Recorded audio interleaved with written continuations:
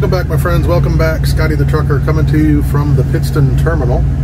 I'll turn my camera, let you see what I'm at least looking at through my window. I was fortunate to get a parking space today. They were hard to come by last night when I came in. I'll flip that and set you up here. See if I can get a little better angle here. Ah, come on, thing. Not wanting to cooperate.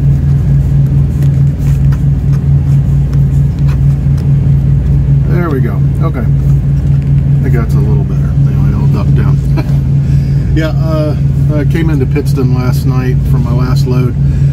2 loads back, my check engine light started popping on and then going off. So I, kind of pushed it a little bit to another load. But it was time to bring it in. I've been crisscrossing across Maryland, Pennsylvania. I've mentioned it before. My various GPSs really enjoy the back roads, and me being a new trucker, I haven't learned to recognize the really crappy back roads yet. And not quite confident enough to second guess the GPS and take the more obvious, interstate route. I've had some fun. In one of my previous videos, it might have been the last one, I kind of, I don't know, somewhat boasted about my 9% grade. Well, I've done 9% grades many times now, so I'm going back and forth on that same damn road, and others like it. So I think maybe that'll be I honestly didn't start this video with a topic in mind. Maybe I'll slip in and do my GPS, pain in the ass GPS video after this. But to kind of catch you up, came into Pittston. I had to work on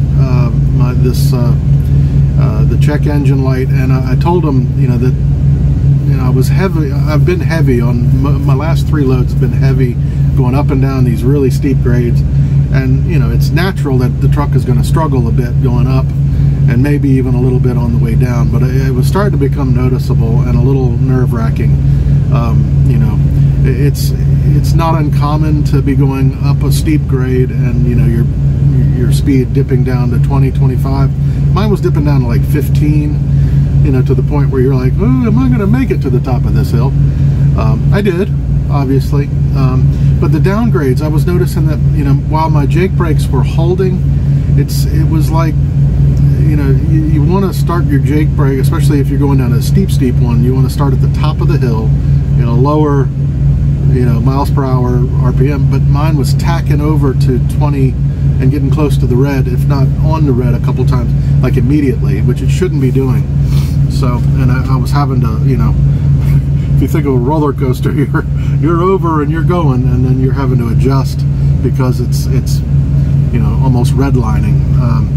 So having to go down and then up, and pain in the ass, and getting a little nerve-wracking, to be honest. So I told my dispatcher it was time. I had to bring it in to get that looked at. And anyway, there was that, and I got my chargers back up front, which is wonderful.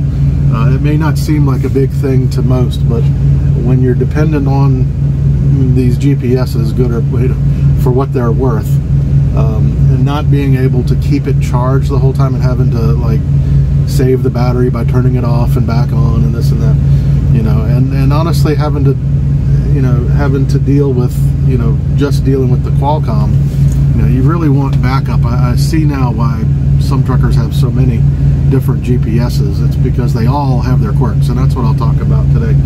Which, by the way, there are a couple little announcements, not announcements, but I did, I wasn't certain, but I was next to, it ended up I was right. It was Big H. He has a channel as well, if you haven't checked his channel out. He was an inbound beside me last night at the terminal. I was pretty sure it was him, and I met him a while back, back in my PSD training. Eric and I were out on the pad, and he walked over. He was parked adjacent to the pad, and he wanted to meet Eric, so he came over and met him.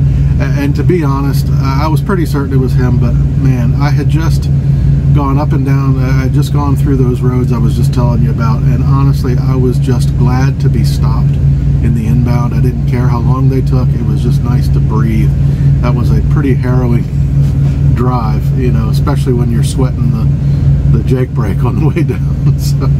So anyway, I didn't want to move, but I was pretty sure I saw him, and it was cool to see him again. I know it's him now because I saw his latest video, and he was talking about being in Pittston. So anyway, next time I'll jump out and say hi. But let's see, the other little announcement.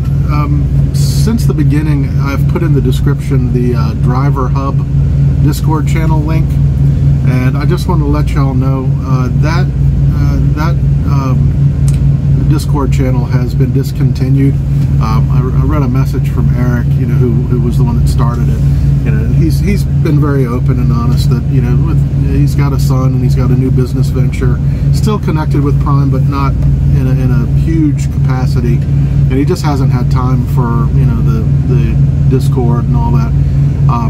And apparently the vibe since his absence has kind of changed. I haven't been in there myself.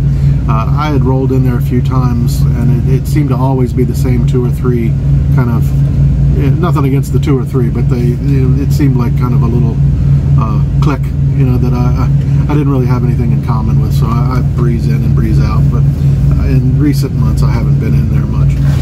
But anyway, I wanted to let you know that he's discontinued it because apparently there are officials, you know, management and otherwise from Prime that are in the Discord, and he's getting messages about some of the colorful statements that are going on there, and he just doesn't have time to monitor it. So it's with understanding, he's gone ahead and shut that down.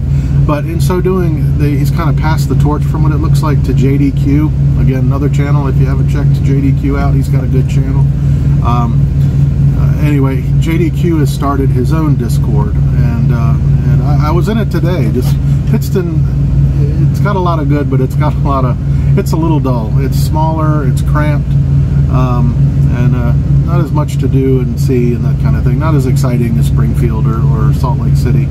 But I was sitting there and I jumped into JDQ's Discord channel. It was a lot of fun. Jenna was in there, JDQ, Kyle. Anyway, we had a few laughs. It was fun, and I would recommend going over there. At least for now, I would think this is going to take off. It's taking off pretty quick, and it was a lot of fun to be in a Discord that's active, you know, with drivers from Prime and everything. We had a lot of fun. My own Discord channel has been growing quite a bit. Not a whole lot of conversation, but that's okay. It's a lot of hi, welcome, hi, welcome, hi, welcome, hi, welcome. The intention behind it was hoping that some of my, you know, I've talked about my, a lot of my viewer base is, you know, middle-aged people kind of sweating the idea of doing the trucking thing, and I thought maybe you'd benefit from, you know, some back and forth between yourselves. Hasn't really happened. It's okay. It's not a complaint. It's just mine is a lot of hellos and welcomes, that kind of thing. But maybe it'll take off, maybe it won't.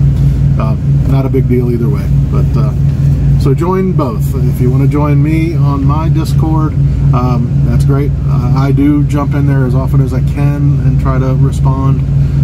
It's admittedly not been as much lately. I've just been busy, but I do what I can. But I would definitely recommend the Driver Hub. That has much bigger YouTube heavy hitters pushing it, so it's going to grow and it's going to be more active than mine is. And I'm going to be in there myself, so hope to see you in there. All right, moving on. GPS. Oh, God. How do I tell this tale? Well, let's tell it like a tale. All right, I've got, you didn't know this, but I've got 3 companions that live with me on the truck and go through my travels. One is Mr. Rand McNally, and he sits up on the top of my dash and tells me where to go. And I've also, just a few inches below him on the front of my dash, I have Miss, let's see, Sally Qualcomm, we'll call her. Sally Qualcomm also has GPS that I pay a little bit each month. I'm not even sure how much. I think it's a couple bucks, $2.50, something like that. I may be wrong, but it's a little bit of a monthly fee, I think. But anyway, it has GPS. I also, it's not a character in this tale, but I do also have Trucker Path, and I've paid for the GPS there. Not sure I'm going to continue that. but these two characters, the Mr. Rand McNally and Qualcomm Sally, do not get along. They talk to each other all the time, but they don't get along. They never agree, for one thing. Mr. Rand McNally will say, no, he needs to go west on 65, and no, Qualcomm Sally says, no, we got to go east. So they're never in agreement, starting right there. Now, I just imagine that they have a conversation that I can't hear every time I'm about to set my GPS and decide which one I'm going to go with. And the conversation to me goes something like this. Mr. Rand McNally says, oh, he's getting ready to pick one of us. I wonder who he's going to choose. Is he going to pick me, the guy he paid $700 plus for? Or is he going to pick the one that he pays $2.50 for? Which one do you think he's going to pick? And Qualcomm says, oh, I know, he's going to pick you, but he's making a mistake, I'm telling you. And Mr. Rand McNally says, no, I've got a great route for him. Oh, he's going to see such wonderful things.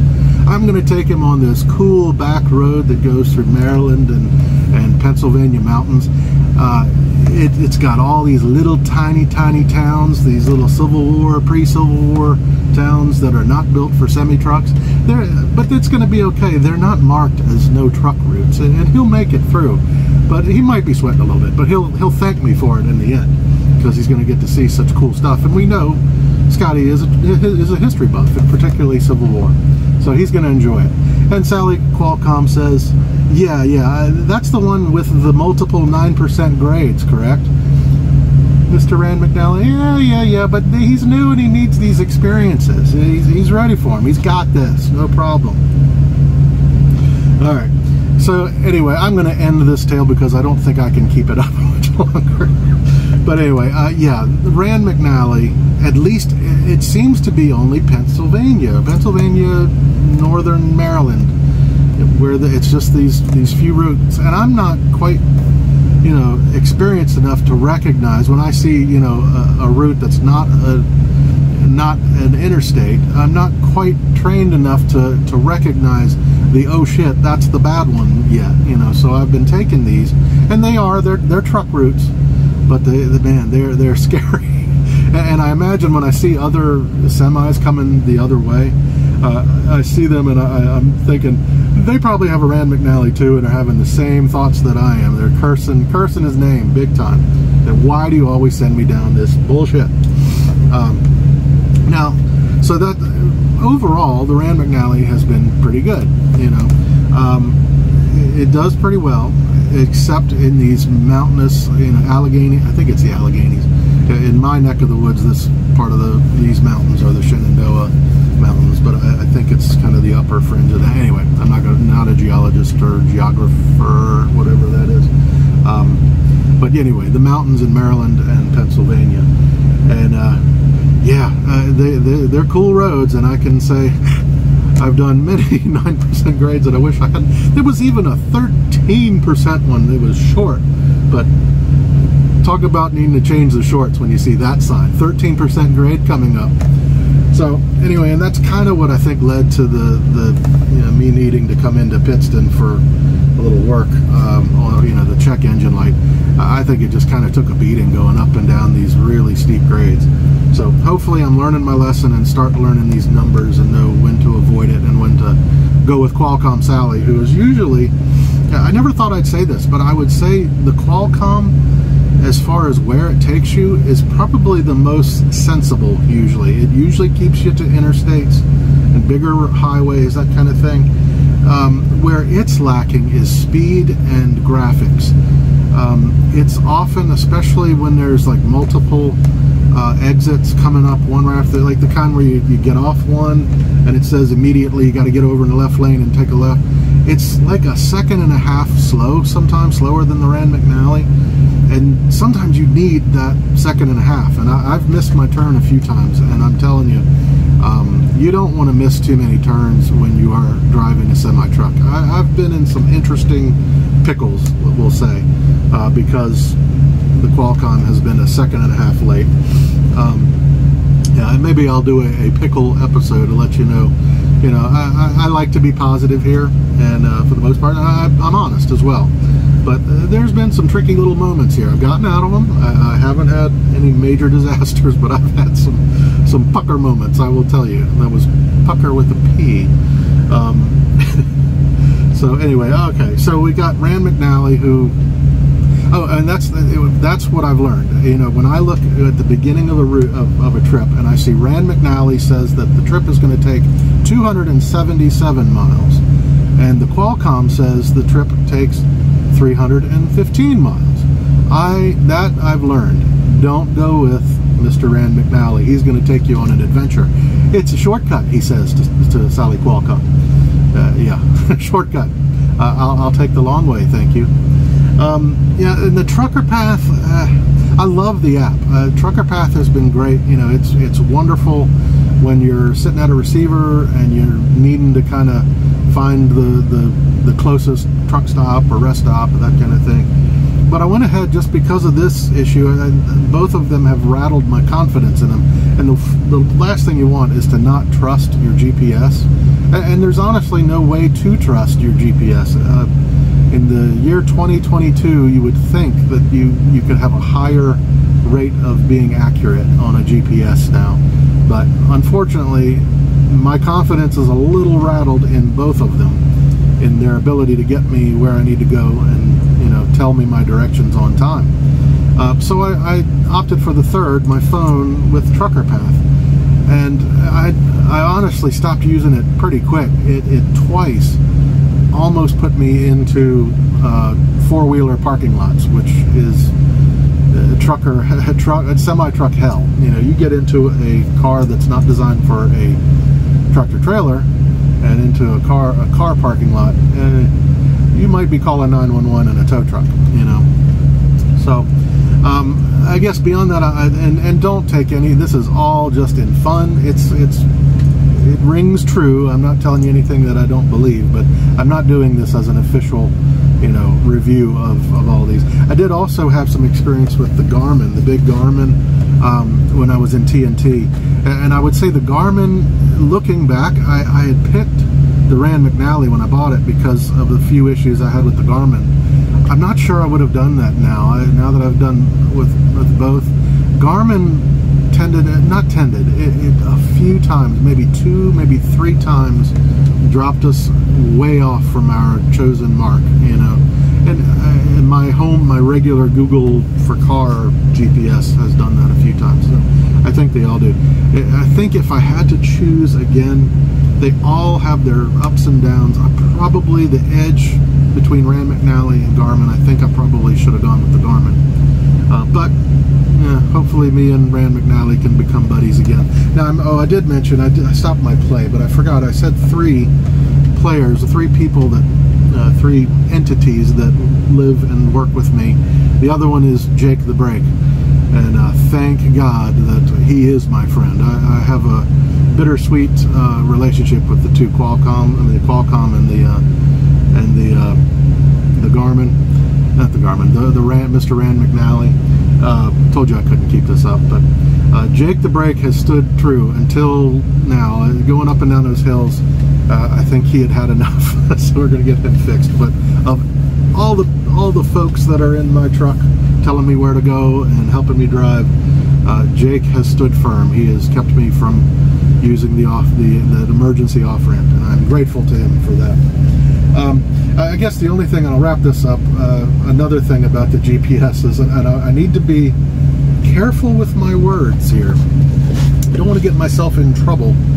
I will say that I am definitely of the more conservative driver type. I'm not an aggressive driver. I know how to switch that on to an extent safely when you need to. There are times where you have to act, or you're not going to get over, or things like that.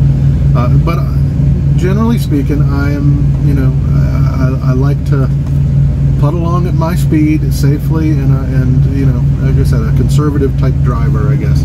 I'm not an aggressive person by nature, drive-wise or person-wise.